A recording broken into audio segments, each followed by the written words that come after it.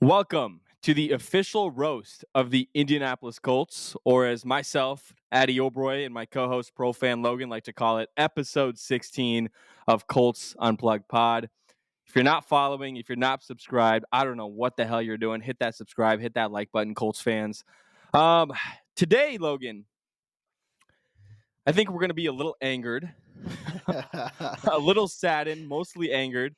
For those that didn't hear, which I'm sure you all have heard and watched, the Colts, the putrid, small-balled Indianapolis Colts allowed Let's go. 45 points to be Don't dropped hold on their back. head by the 2-13 New York motherfucking Drew Lock, Malik Neighbors motherfucking Giants. Hey, now they're 3-13. All right, No- gotta put some respect on their name. yeah, put some respect on their name They now. got the league on notice now. Yeah, Yep. You You know yeah. what leaked today, Logan? I saw it on Twitter actually. Zaire Franklin was asked in a podcast in the offseason, his podcast, which apparently he spends a lot more time on his podcast than Oh learning how to no. tackle.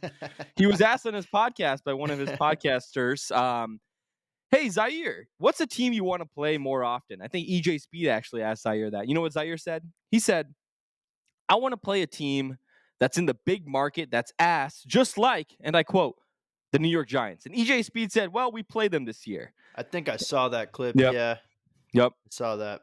And sorry, Colts fans, if I'm a little bit louder, if Logan is a little bit louder than we typically are. We're just kind of pissed off and done. And I'm sure you'll hear us rant over the next 30, 35 minutes about the Indianapolis Colts. But before we get into the angry part, let's debrief with Logan. You watched the game.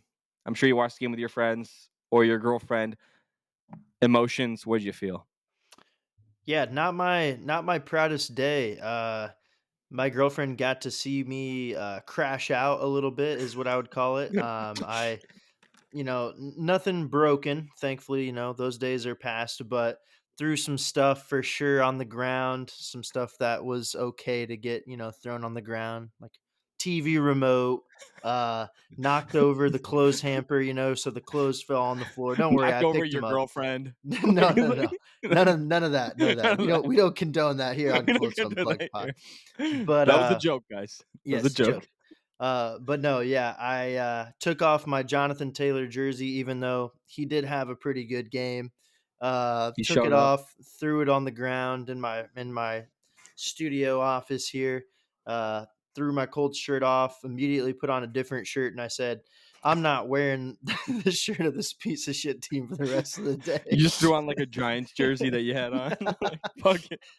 I mean, the Giants kind of screwed themselves over too. Yeah, I know we're a Colts podcast, but like, why did you have to win? Like, you just screwed yourself yeah. out of a quarterback. But No, whatever. hands down, it was a crash out moment, and I think it was after the 24-hour rule, I had some time to think about it, and I really do think that it's a necessary crash out, and it Mm-hmm. was a much needed crash out, I would say, actually, for the Indianapolis Colts and the fan base and the organization. I had some time to think on it, and I said, if this is the type of loss that was required to bring about real change so that we stop this cycle of mediocrity, then so be it. I mean, it will end up actually being one of my favorite days, and it'll end up, in the future being one of my favorite games in recent years because it actually caused the Indianapolis Colts to take a look at themselves and say, hey, we're not a good team. We're not a competing team. We're not a team that, teams circle on their schedule and say, we're scared to play them. We're not. Yep. The Colts are not right now. And this game was the icing on the cake to show to the NFL world that the Colts are a joke right now as an NFL franchise. And like the entire NFL media and the entire NFL, other fan bases right around the league know that now. And now they Mm-hmm. see it on top of some Colts fans like you and I being able to see that even in the most recent weeks, right? So yeah, that's how I feel. It's really bad and rightfully so. It should be bad. It needs to be bad to be taken seriously. And I'm glad that that a lot of outlets and a lot of fans are taking it bad. Yeah. So hope the team I does mean, too. after the Detroit Lions beat the, Colts, remember Dan Campbell was like, "Well, there's bigger fish to fry." So I think at that moment, like, everyone I mean, we all knew, like, the Colts are not a team, like you said, that people mark on. It's like, "Oh, we're scared to play this team." Mm-mm. And, you speaking there kinda reminded me of myself back in 2021. I know we didn't know each other back then, but when the Mhm. whole losing 2 games, losing to the Raiders and then losing to the Jags back to back, and then we were just like, "Okay," in that moment, it obviously sucked, and we're like, "It's gonna bring about real change," and things of that nature, whatever. And then the year after, it just kind of reminds me of that. And I feel like it's just a fucking cycle over and over Yeah. again. And at the end of the day, it's just what I realized, and I think what we've realized over the last couple of weeks, podcasting about the Colts, it comes from the top down, whether it be Jim, whether it be Chris Ballard. There is some cultural issue which Yep. led to, and I think this is a good kind of real quick transition point, and we can come back to the game. This is a really good transition into it's making Colts veteran players talk about this. It's making remember the guy, Marlon Jackson taking the Yeah. Colts to the Super Bowl, Marlins picks got down. it. Yup, exactly. Mhm. Marlon Jackson. When the fuck did we hear from him last about the Indianapolis Colts? I know he's an analyst, but like I hadn't seen him on my Twitter or anything like pop up. Mhm. Saw him yesterday all over talking about the Indianapolis Colts and the disgrace to what they've been doing over the last couple of years. Pat McAfee came out with a fucking book on Twitter.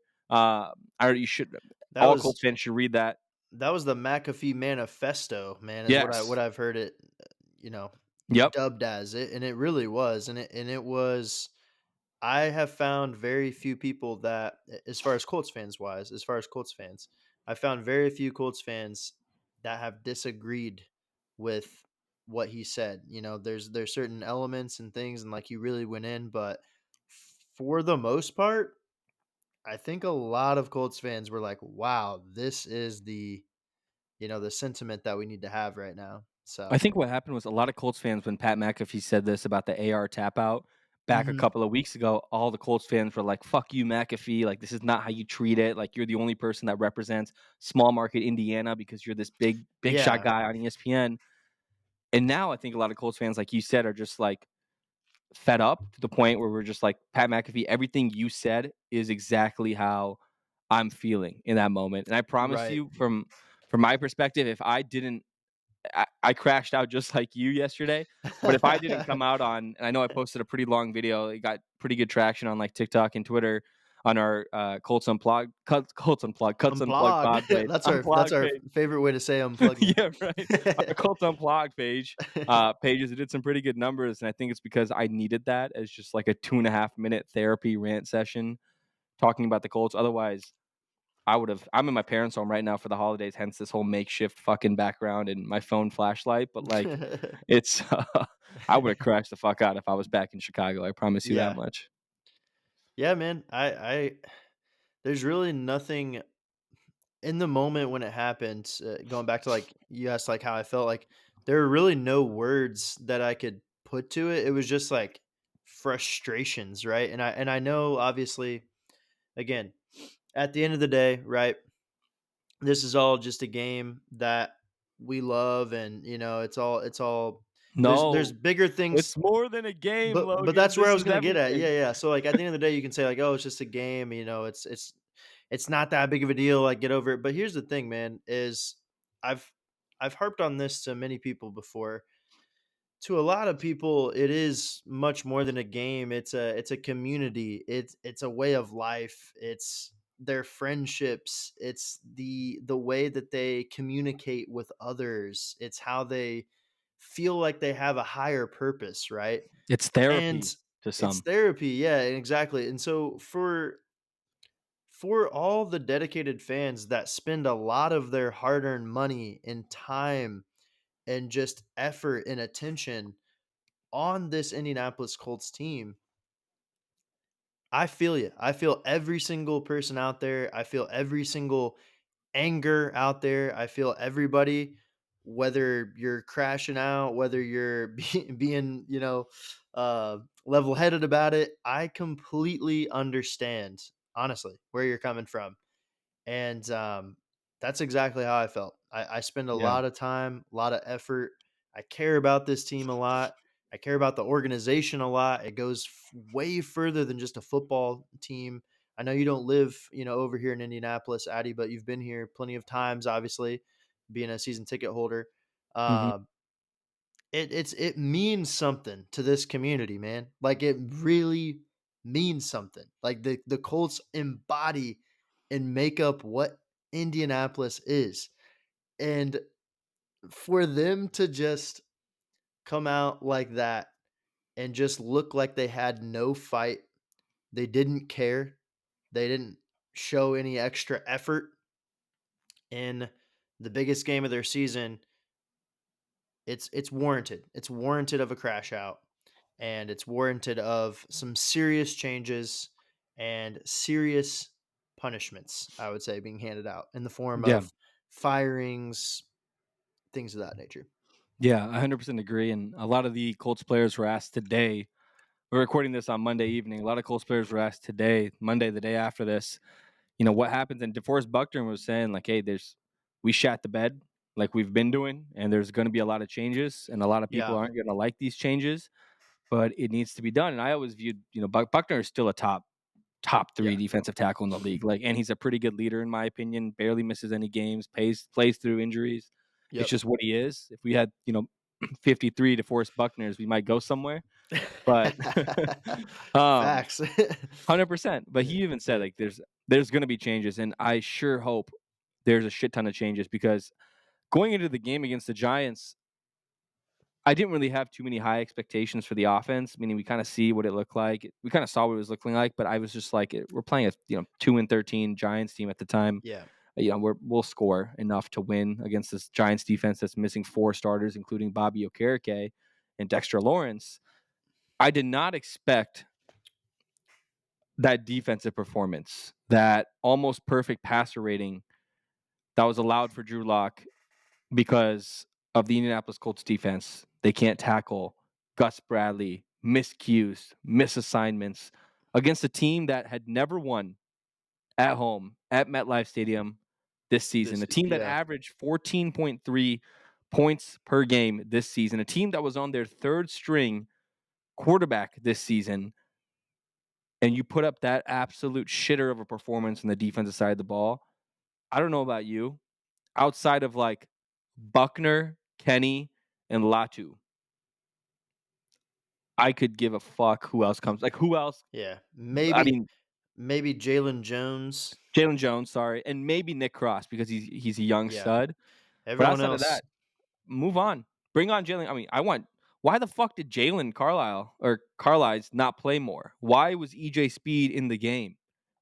Why was he in the You're fucking asking game? the questions that they're $1,000,000 questions, my friend, that He you'd got be a his freaking ankle millionaire right broken now if you knew by the Drew answer Lock. to those. So Yeah, right. God damn it, bro. It's like I already let out all my fucking anger, so I'm trying to like it's just getting bottled up again. I feel like it's just coming right back, but like, I my one thing God. I wanted to ask you is on the defensive side, okay? Because obviously that's the easiest place to place the easiest area Offense rather showed up. Offense to showed up, like, place respectfully. the So, blame. yeah. Yeah, I agree. I think we're definitely in agreement that the blame majority of the blame needs to be placed on the defense. So looking at that, do you think it was how much do you think was a scheme issue? How much do you think it was just an effort issue? What did you It was see? I know it's both. hard to see it without like diving into the tape, but just from kind of a bird's eye view when you were watching it, what were some of your thoughts as it was happening? I think it was both. I think, Gus Bradley got outcoached by Brian Dable, and I saw a couple of, like, A22 plays that, like, Colts Film Room put out. He did a good job describing it. And C. Lou as well on Twitter. So it's a good job describing it. Like part of it was scheme and Gus Bradley getting out coached, but part of it was effort. And Pat McAfee talked about it, and Darius Butler talked about it on their show this morning. Everyone in the NFL has talent. You are in the NFL for a reason. You're the 100%. top Yeah. 1%, top 0.5% of NFL football players that dream of getting into the league. You are there. Whether you're a starter, second stringer, third stringer, fourth stringer, I don't give a fuck. You are the top of the top. You're the elite of the elite. Everyone has talent. But not everyone has effort. You may have talent, but you may not be putting in that effort to show that talent every single game or every single play. And that's where the disconnect is with the Indianapolis Colts, is they think that they can get away with a game where they're putting it all out there, their whole effort, or half a game where they're putting in Yeah, half the effort. But you gotta come up. This is a job. We talked about this in a couple of episodes, and we didn't put 100% effort in our jobs. We're getting fucking canned, and we're not getting paid for that money that we're missing out on, right? It's not yeah, like we're signing a fucking 100%. contract. This team, Zaire Franklin got paid big money. EJ Speed, he's in a contract year. Kenny Moore got re-signed. These guys, like some of these guys, especially like those linebacker core, they just did not show up. The position group that we had like no worries about. We were like, okay, we got two solid guys in that spot, couple of good backups. We drafted Jalen. We have Grant Stewart. God forbid something were to happen. There's no effort. And you could see them miss tackles, jogging on the field, miscues. That's why the Colts can't play complimentary football, and it starts from the top. It starts from the standard that Shane Steichen, who I'm still torn on, but after today, I'll read a quote in a little bit when we get there. After today, if we move off of Shane Steichen, I'm more than fucking content. This guy might be more of an offensive coordinator than he is a head coach. He is a It's the brilliant vibes. minded coordinator. It's the vibes he brings me, man. He brings me offensive coordinator vibes. I was gonna say the same thing myself, and Yes. not some guys aren't cut out for head coaching positions. And I think, to your point, he showed many times this year that he does not know how to handle media. He doesn't know how to help his guys look better, right? He's been Yep. constantly tearing down AR and making AR look Whole way season. worse than he even had to. There was no reason for him to hang AR out to dry like he did Just with say the injury back this weekend. spasms. Just Yeah. say back spasms. Everyone would be like, okay, this guy, where he's not a lack of better term, sorry, Colt. He's not a pussy. Like AR is not a pussy. He will play through shit. But instead, it's back soreness. And then everyone, Dan Dakich, every single fucking analyst in the world since AR, It's he's oh, soft. he's sore. It's like, well, yeah, Yeah. of course they're gonna say that because Steichen literally called it soreness. And it's like, what Yes. NFL player doesn't deal with soreness, Shane? Like, what are you talking about? Like, everyone's sore. It's week 17 in the NFL. Like, what are you talking Yes. about? Yes. Just Everybody's say sore. spasm. Yeah. Just say it, then we'd understand. Okay, it makes sense. Back spasms are a serious thing, especially for a quarterback. It impacts everything: throwing motion, Yeah. running ability, and accuracy. It impacts everything. It makes sense if Anthony didn't play then, and no one in the media would be calling him soft. But because you said soreness, which, like Logan mentioned, everyone in the NFL is sore in week fucking 17 of the year, Yeah. we all expected him to play. And then, One yeah, point that I wanted to bring up too, I know we're harping a lot on defense, and then I wanted to ask you. I know a lot of people are talking about what changes need to be made, right? And so that's what I want to get into next, of just us individually, what we think needs to be changed. yeah, But I want to ask you too, offensively, if you did have to examine them and criticize them. I know they put up 33 points, right? What are some areas on the offensive side of the ball that also caused you some worry against a really bad Giants team? Because I definitely yeah. saw some areas, but I'm curious on what So you were a little worried about. I'm curious to see what you think, because I think, like, holistically, the Colts played a good offensive game. There were some drives that I'd like to have back and some play calling, like the 3rd and 8. Like, if you're gonna run the ball on 3rd and 8 and it becomes 3rd and 2, why the heck are you kicking a 54-yard field goal with a kicker that has shown to not be able to hit 50+ yarders this season, respectfully, even though he's the highest paid kicker in the league, or was at that time. So it's the scariest thing for me, I think, to answer that is play calling. It is Shane Steichen, which I would have thought I'd never would have Wild. said even a week Yeah. ago. I feel like I never would have said that, but because of things that have come out, things that have surfaced, Pat McAfee, like, I've kind of changed my perspective on that. I think it was Shane Steichen, because outside of that, like, some of the guys we didn't expect, like Michael Pittman Jr., he balled. Like, he had one of those, like, Michael Pittman Jr. a year ago type of game, even playing through a back Yeah. injury. Like, he balled the fuck out. He was that everything. Everything was a catch. It almost felt like he was putting his body on the line for the Indianapolis Colts. And it's hard to, for me, it was why it's hard to answer that question is because you got a 40-year-old statue at quarterback that's playing. Right. So Yeah. it's like, we The didn't get offense to is gonna see look weird, the you know? yeah, we didn't get to see what it would look like with the actual franchise quarterback out there. But one What were thing that you I was thinking? gonna say is because I was curious if you thought that too. I know you tweeted about the Jonathan Taylor Oh my god, running yeah. out of bounds situation.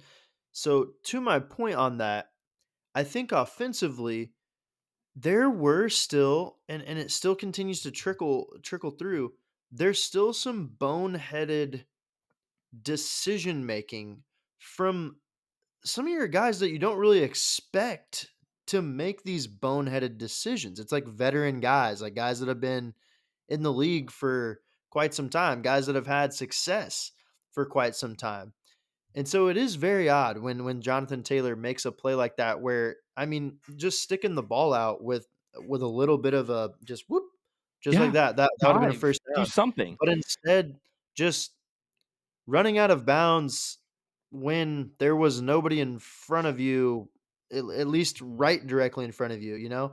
And then once again, Jonathan Taylor getting basically hit in the back of the head by Joe Flacco instead of turning around against the ball. He clearly did not think that that ball was coming his way whatsoever. I mean, in no world was he expecting that ball to be thrown to him. Yeah.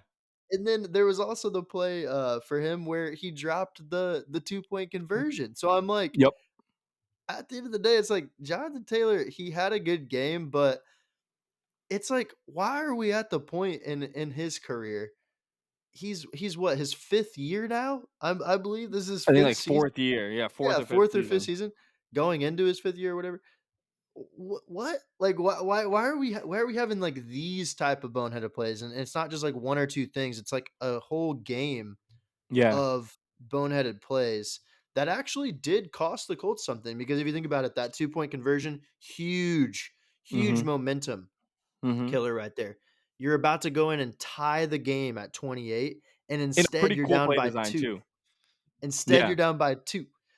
The other one on the 3rd down, they literally did not pick up the 4th down there. Turn the ball over on downs Turnover because they got rundowns. stuffed Yep. at the line, and that should have just been a first down. And then again, got hit in the back of the head on a A easy on wheel an route. easy wheel route that was probably a touchdown or very close to a touchdown. So I don't know, man. Yep. I think on the offensive side, I point to that, and then we've talked about it. I hope to God that it's just the rookie jitters. I hope to God that he is going to prove us all wrong next year. But my oh freaking my, AD Mitchell is having a rookie season to forget about, my dude. Holy heck and heck. That's all I Yeah. can say. That I dude cannot catch a cold this yeah. season. And I'm like, he was known for his hands Yeah.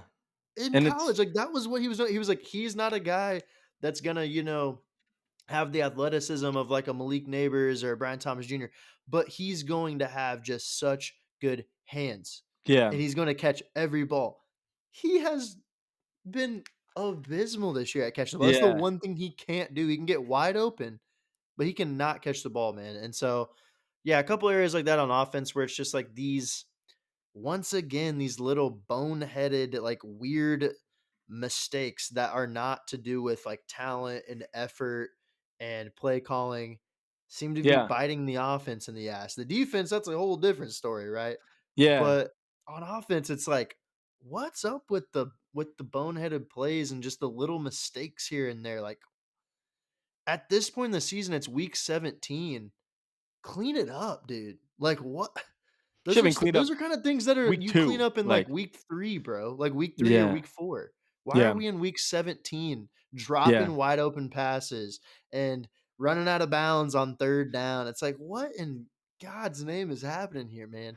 I think I was so caught up on how piss poor the defensive side of the ball played, I, like, completely forgot, and you make 2 very good points. That Jonathan Taylor, those 3 things that you mentioned, one of those things happened, and that's the thing I tweeted about, it happened back in week 18 against the Texans. The Yeah. exact same thing. He coulda just dove for the first or just reached the ball out or just, like, ran it up, ran vertical, an extra Just yard instead for of like running a one horizontal. more half a yard dang near. I 3 mean, feet. That's yeah. like fucking half his body, less than half his Yeah. body, like like, just do something, extend. And you're right. It's just boneheaded mistakes like that. And for me, AD Mitchell is having the fucking weirdest I like I rookie can't season I've explain ever it. seen. I can't Because explain this it. I guy, don't know. like you mentioned, this guy is known for his hands. That's why we drafted him. He dropped a little bit in the draft, but we drafted him because he had phenomenal hands. He was the Texas wide receiver one, even over Xavier Worthy. And then this guy is always open. Every time I see him, he is Always. consistently open in the NFL, but he can't catch the goddamn rock.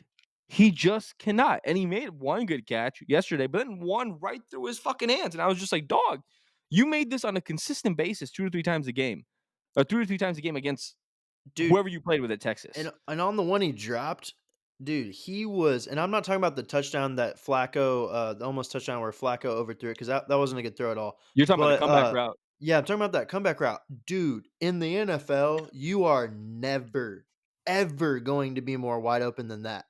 Like, ever. Like, Apparently, that's unless that you're was Adonai Mitchell, though, because he's always fucking open, but just then can't that catch it. he had a solid 10 yards open on a comeback route. Like, he the Yeah, dude, he coulda caught it, turned around, and the guy it still got some wouldn't yak. even have been there. Yeah, Yeah. he coulda hit a spin move and probably scored on that, he was open. I was like, "What is going Yeah, on?" dude.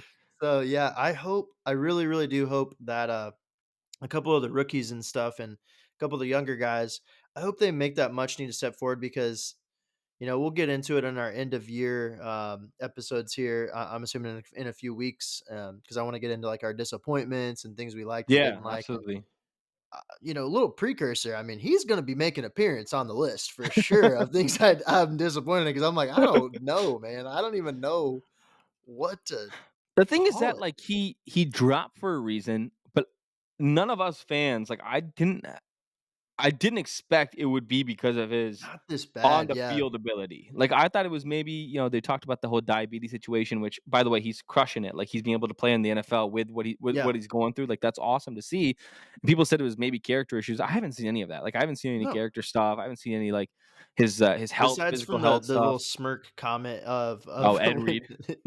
yeah. I Nick was like Bonito turned into I Ed think he Reed. was just pissed. I think he was just pissed, but yeah, I mean, Which yeah. is fair. It's like we're all human. Like if you're Yeah. interviewing someone like right after that, just like if I was a Colts player They're gonna and be I got pissed, yeah. interviewed last night, I would have fucking like shoved the fucking James Boyd. James Boyd, I love you. I would have fucking shoved you. Like get out of Yeah. my face because like, Yeah. I don't want to talk to you. Um, I do want to say one thing real quick. Actually, I want to transition into. I think it's really important to talk about this, and Colts fans might really enjoy talking about this from a front office perspective, including like coaching staff, front office. What changes do you want to see made now that this game just Yeah. happened? So I was already leaning this way before this game happened, but a couple more dominoes have definitely completely fallen now that this result has happened. And what's funny is we talked about it in the last episode. For anyone that missed it, Addie and I called it. We said that this was a classic trap game. We felt in our bones that this could happen. We didn't pick it. We didn't pick the Colts to lose, but we knew they were capable of it, but not an embarrassment to this level. This is new levels. And I even said, what did I say, Addie? I said, what if the Giants drop 40 on the Colts? They dropped 45, bro. I 45. know, bro.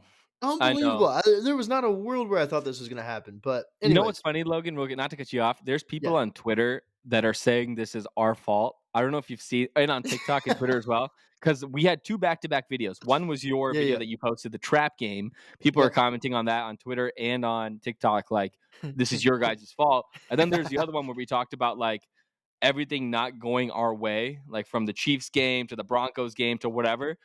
And everyone is saying the Colts Unplugged pod jinxed us. And I'm just like, Hey, we are just like communicating how we feel. we're just responding to what's going on. And We hey, might just be pretty damn the good. Bengals helped us. That's the craziest thing, They man. helped us, yeah. I was And the rooting my ass Dolphins. off. I was rooting my ass off for the Bengals, man, and cheering for them. And I was like, all that. They did all that to keep our playoff hopes alive just for us to do this. You know what's But yeah, fucked to up though answer is your I kind of want Denver to win next week, just so I wouldn't have to feel like, oh, we could have actually made the playoffs I if know we just won out. that So would just be It would just be insult to injury there. But yeah, to answer your Yeah. question, because I know this is the most important, like you said, thing to talk about. And I'll be honest, I am now in. I'm firm. I've thought about it for 24 hours. I am firmly now in camp. Blow it up. And the reason that I say this is because you can't have one without the other. And Ballard needs fired so bad, like I said a couple episodes before, he needs fired so badly that I'm okay with losing Steichen in the crossfires of that. If in a perfect world, if I could keep Steichen, fire Ballard, fire Gus, then I would do that. But the bottom line is, I don't see a world that's possible where Ballard gets fired and Steichen keeps his job. It's Yeah. not usually how it happens in the NFL. So I'm in team. I'm all in. I'm going. Yeah. I'm going Ballard. Or sorry. I'm going Ursay step down. Number one starts at the top. Give the damn team to your daughters, Jim. I Yep. love the shit out of you and thank you for everything. It's time. And I know your daughters have been telling you that too. It's time. And they've been on the field. Like they're on the With field the every headsets single on. game with the headsets on. I'm like, what the Exactly. hell? Number two, fire Chris Ballard. I wish he would have been fired today. I was praying that I would wake up this morning with a notification on my phone.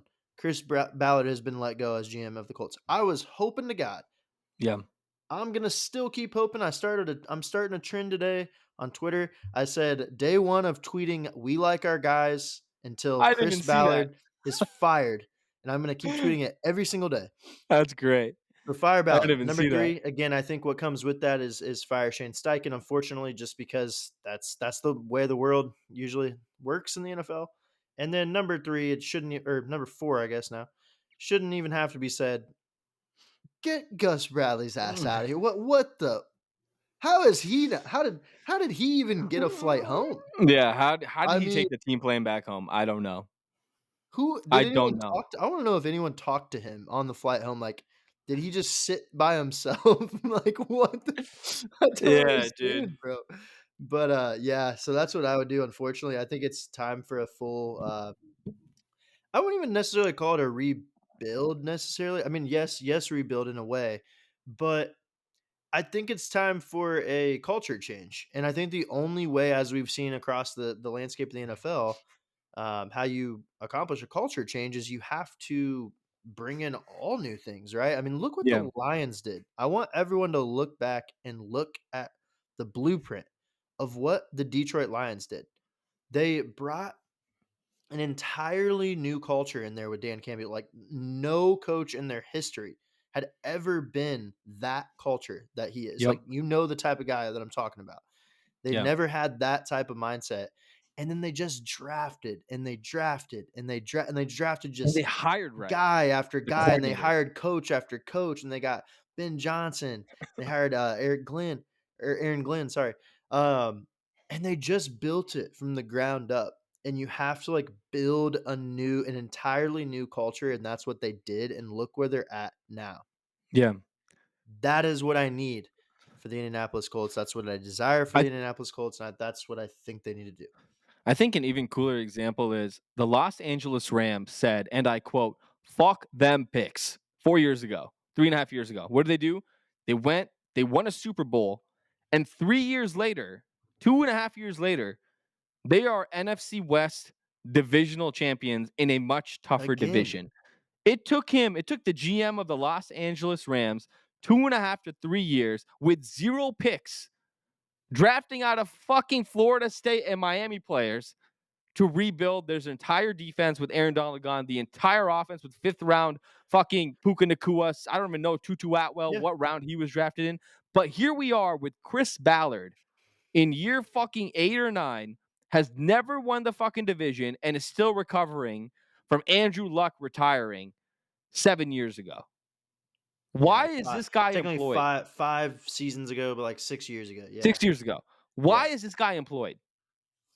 I'm Why? telling you, In man. what given God? I'm Give me your good reason because I I'm telling don't you, know. it doesn't make any sense. And like even to your point, yeah, the Rams went without a couple draft picks for a little bit, but look they just landed on Jared Verse and Fisk Yep. round 1 and 2. You know what I'm saying? Like Yep. it's like dude, it's time, man. Like Ballard hangs his hat on being this guy who can find these talented players that are diamonds in the rough.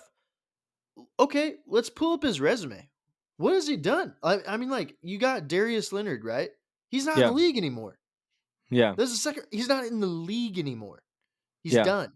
He got lucky on Kenny Moore, Kenny Moore undrafted didn't guy. even draft him. We just picked him up off of waivers from the Patriots. And then Seventh you round got Zaire Franklin, who's not even fucking good anymore, respectfully. Like, calls himself a savage mid game while yep, they're down to the 2-13 Giants. I mean, okay, yes. yeah, savages do. They're, 45 on yeah, your head. okay. That's what savages do, I guess. And then you can't even really take credit for the Quentin Nelson pick because he was a generational player. I You had could the have made six, that pick. you had the Logan could have six made over, that pick. you had the six overall pick. Of course, you take Yeah. the best offensive lineman in the last 20 years that's ever come by. Like, duh. So I don't know. It's I agree with you. It's rough. But What do you what are you do? thinking? Are you still leaning towards you still leaning towards like blow it all up? You leaning towards keeping a I couple pieces, or what are we thinking? I'll answer that, but I just want to expand on that question real quick. What do you do with Anthony?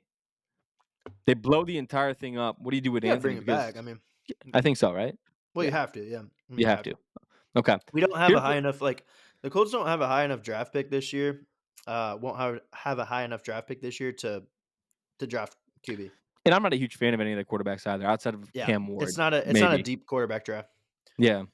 What I will say, you asked me this question a week ago. It would be just like you said, give Jim Irsay's daughters the reins, demote Jim Irsay.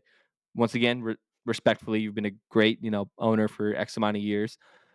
Fire Chris Ballard, fire Gus Bradley, and I would have said retain Shane Steichen because I think he's a brilliant offensive mind. You asked me today, and I'm going to read a quote. I'm going to take my makeshift flashlight off of me. I'm going to look a little janky for a little bit. Um, my apologies, still at home, but I I want to read can't a wait for quote this to you. quote. We got to hear this. So we all know Pat McAfee absolutely schooled the Colts in his Twitter manifesto, his Twitter book, the McAfee Manifesto he came out with yesterday, right? It was entire couple of paragraphs. He said the Colts are a team that are never in on time. They have a bad culture. They show up late to meetings. They do all of this shit. And Shane Steichen was asked by Colts reporter James Boyd, did you see Pat McAfee's tweet? And what are your thoughts on people arriving late and whatnot? And let me read this to you. Here's what Shane Steichen said. I think with any team, not everyone is going to be on time every time, but there is accountability and guys are held to a standard. Are you telling me not everyone is going to be showing up on time every time and that is okay with you? The only time that's okay is if your wife is pregnant, if you got into a goddamn car accident, or you have fucking pneumonia. I Outside know. of that, you are on time. You're getting We written are on up. time to our jobs. Yeah. What is the standard? What is the culture? Because if that's coming from the top up, the Wow. guy that's supposed to motivate your team the most, not the GM, not the owner, even though they both need to be gone. If that's coming from the guy that's supposed to be your biggest motivator on the team, that encapsulates the entire Colts organization, and that's the message you're sending, get the fuck out of here. You are an offensive coordinator. You are not a head coach. And it pains me to say that because I have so much belief in Shane Steichen as a head coach. And that was the hardest I thing for me to just say there. I don't even think, dude. I love that what you just said because I agree. I don't think it's a knock on Shane Steichen as far as like his knowledge of the game. I don't think it's a knock on how good of an offensive play caller he is. It truly is a knock. I've heard it before from some NFL media personalities that being a head coach is an entirely different ball game. Oh, yeah. When you're an offensive coordinator, you only have to worry about, hey, what do I need to do on this offensive possession, right? To get my team in a position to go score. That's really all you have to Think that's all about it. you have to worry about. I And mean, it's one side you're of in the the ball. playbook.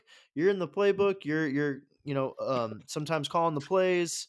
You are locked in on one thing, and you can focus on that. As a head coach, you kind of got to, like you said, you got to be the leader of the team. You have to have your hand in a little bit of everything.